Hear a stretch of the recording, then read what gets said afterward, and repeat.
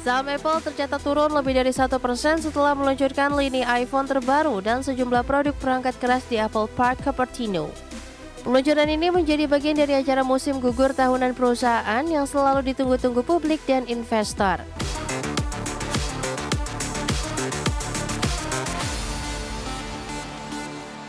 Kembali bersama kami di Prime Market Highlights. Pemirsa, informasi berikutnya datang dari saham Apple yang turun lebih dari 1% usai peluncuran iPhone generasi terbaru dan produk perangkat keras lainnya di Apple Park Cupertino.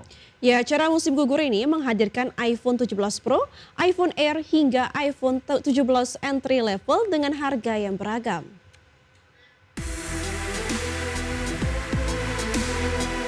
Saham Apple tercatat turun lebih dari 1% setelah meluncurkan lini iPhone terbaru dan sejumlah produk perangkat keras di Apple Park Cupertino. Peluncuran ini menjadi bagian dari acara musim gugur tahunan perusahaan yang selalu ditunggu-tunggu publik dan investor. Namun reaksi pasar menunjukkan adanya kekhawatiran terkait harga produk baru yang naik dari generasi sebelumnya. iPhone 17 Pro resmi dijual mulai $1.099 naik $100 dibandingkan model Pro sebelumnya sesuai dengan perkiraan analis. Apple juga memperkenalkan iPhone Air dengan harga $999 yang menggantikan posisi iPhone 16 Plus. Sementara itu, iPhone 17 entry level tetap dijual di harga $799 yang dianggap sebagai strategi untuk menjaga daya tarik pasar. Adapun peluncuran iPhone baru turut terdampak pada saham Broadcom yang anjlok 2,6%.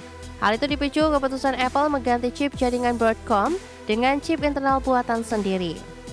Di sisi lain, investor juga menanti laporan kinerja kuartal Oracle yang akan dirilis setelah bel penutupan sehingga menambah dinamika pergerakan saham teknologi.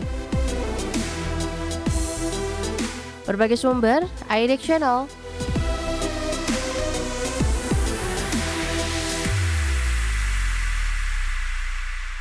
Ya, dari industri otomotif, pemirsa, kita bergeser ke industri teknologi di mana perusahaan teknologi Microsoft telah mulai mewajibkan karyawan untuk bekerja di kantor minimal 3 hari dalam sepekan. Ya, di sisi lain Microsoft juga telah merumahkan sekitar 15.000 karyawan pada tahun ini.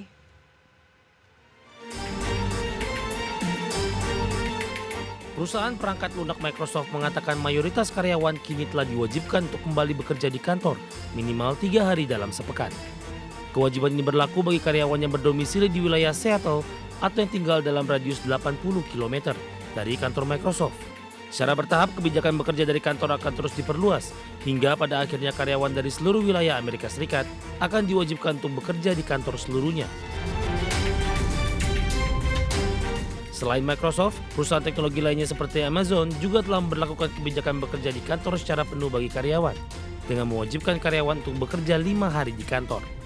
Di sisi lain, Microsoft juga telah merumahkan sekitar 15.000 karyawan pada tahun ini. Langkah ini menjadi bagian dari efisiensi yang dilakukan perusahaan untuk menekan biaya operasional dalam fokus bisnis ke arah pengembangan kecerdasan buatan. Bagi sumber iDex Channel. Kembali di Prime Market Highlight, pemirsa. VinFast menarik ribuan mobil listrik VF8 di Amerika Serikat karena masalah pada fitur keselamatan. Recall ini dilakukan setelah sistem bantuan kemudi diketahui berpotensi membahayakan pengemudi. VinFast resmi melakukan recall terhadap 6.314 unit mobil listrik VF8 di pasar Amerika Serikat. Investigasi menemukan adanya masalah pada fitur Lane Keeping Assist atau LKA yang bisa mengambil alih kemudi secara tiba-tiba. Kondisi ini berpotensi membuat pengemudi kehilangan kendali terutama saat mobil melewati tikungan tajam maupun lebar. Kantor Investigasi Pencatatan Amerika Serikat sebelumnya menerima sedikitnya 14 keluhan terkait fitur LKA VF8 sejak 2024. Para pengemudi melaporkan sistem sulit mendeteksi jalur dengan benar, bahkan sempat menyentakkan setir hingga hampir menyebabkan tabrakan. Meski belum ada laporan kecelakaan resmi, regulator menilai potensi resikonya cukup tinggi sehingga recall dianggap langkah tepat. Adapun sebagai solusi, VinFast akan meluncurkan pembaruan perangkat lunak gratis untuk seluruh pengguna VF8. Pembaruan ini diklaim dapat memperbaiki masalah dengan mengurangi torsi koreksi kemudi dan mempermudah pengemudi mengambil alih kendali. Pemberitahuan resmi akan dikirimkan pada 24 Oktober dengan proses penarikan kembali dimulai 3 hari sebelumnya. Berbagai sumber, iDirect. Volkswagen umumkan perubahan strategi penamaan untuk jajaran mobil listriknya dengan memilih menggunakan nama-nama yang sudah populer dan mudah dikenali. Langkah ini diharapkan dapat memperkuat branding dan menarik minat konsumen global.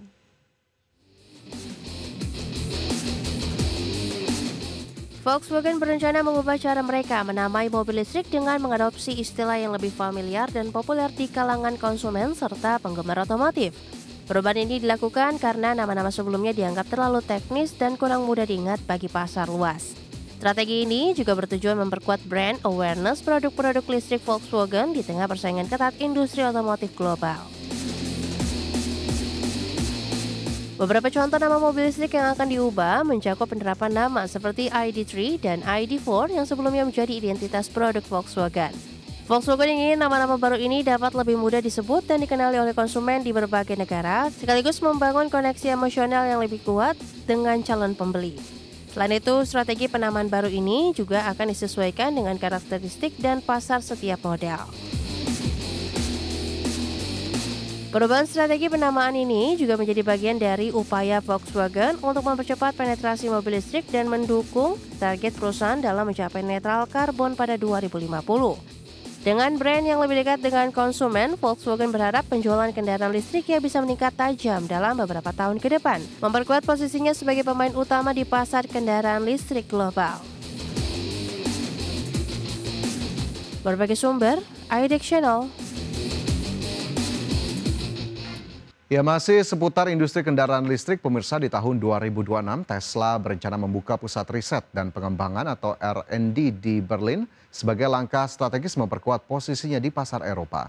Meski menghadapi tantangan penurunan penjualan di beberapa wilayah Eropa, Tesla tetap optimistis dengan investasi besar dalam pengembangan teknologi terbaru. Tesla akan membuka pusat R&D baru di Berlin pada tahun depan yang akan menjadi markas bagi sekitar 250 insinyur dan teknisi. Pusat ini akan fokus mengembangkan model baru kendaraan listrik, baterai canggih, serta infrastruktur pengisian daya yang bertujuan mengoptimalkan teknologi dan menjawab kebutuhan pasar Eropa yang terus berkembang. Lokasi tepat pusat R&D ini belum diumumkan, namun dipastikan berada dekat pabrik Tesla di Berlin. Langkah ini merupakan bagian dari komitmen jangka panjang Tesla di Eropa, khususnya di Jerman, di mana perusahaan sudah memiliki Gigafactory yang memproduksi ribuan kendaraan setiap minggunya, meski menghadapi tantangan penurunan penjualan di beberapa wilayah Eropa. Tesla tetap optimis dengan investasi besar dalam pengembangan teknologi terbaru yang diharapkan dapat meningkatkan daya saing produk mereka. Selain teknologi, pusat R&D ini juga akan membantu memperkuat rantai pasok dan meningkatkan kualitas produksi agar Tesla bisa lebih cepat menyesuaikan diri dengan regulasi lingkungan dan tren konsumen. Dengan fasilitas dan sumber daya manusia yang memadai, Tesla berharap bisa memimpin inovasi kendaraan listrik di Eropa sekaligus memperkuat keberlanjutan bisnisnya ke depan. Berbagai sumber, iDirect.